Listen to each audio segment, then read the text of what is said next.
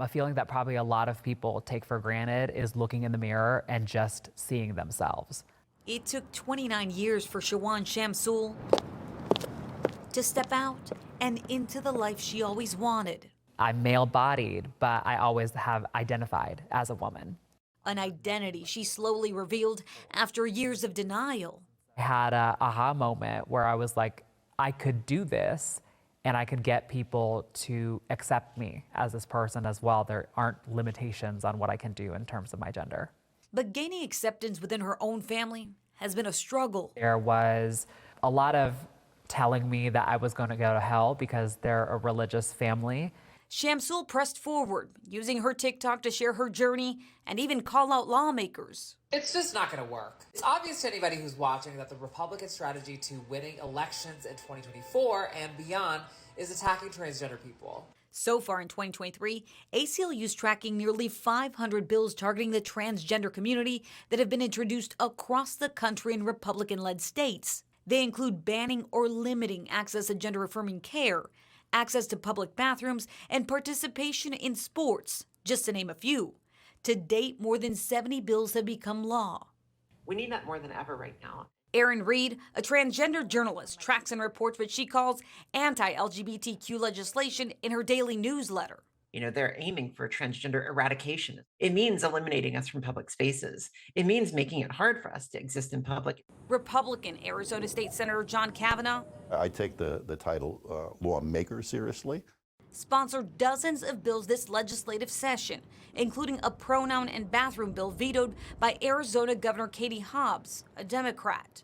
The bills that you introduced this legislative session, do they target the trans community? No, this bill protects everybody. It gives the transgender student their own facility so that they're not stared at, disparaged, discriminated against for being in the opposite one. Earlier this year, Texas became the largest state to ban gender-affirming care for minors, joining at least 18 other states. Governor Greg Abbott's office released a statement to Scripps News reading in part, "In Texas, we must protect children from making permanent, life-altering decisions before they have the mental capacity to do so, and Senate Bill 14 does just that." But Reed argues that the barrage of bills introduced this year only amplify the struggles trans community members face by stripping them of a sense of belonging or denying them care that can help save lives. Gender affirming care reduces a transgender person's suicide rate by 76%. Did you ever go through a dark time where you said, I don't know if this is worth it?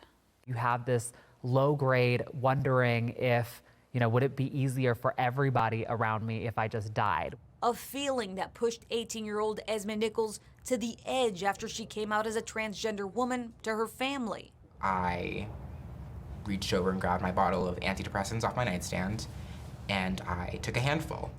She remembers panic and regret as it all set in. When I wake up, I tried to kill myself, and the ambulance is on their way. Navigating school also proved to be a challenge. What were people saying? Freak, weirdo, yelling, like, what the F at me as I walked by. Lots of slurs. Just uncreative, if you ask me. Someone in a vehicle driving past belted out a slur as we chatted outside the school where she graduated and was crowned prom queen.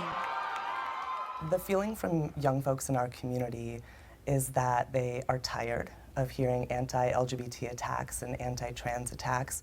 Cato Stewart is the deputy director of 1 in 10, a Phoenix LGBTQ nonprofit working with youth. He says they've been fielding calls and helping teens understand the impacts of the bills introduced. They're afraid of policies and laws that could be changed that could affect their life and could affect their autonomy to make informed decisions about their own bodies, about their own futures.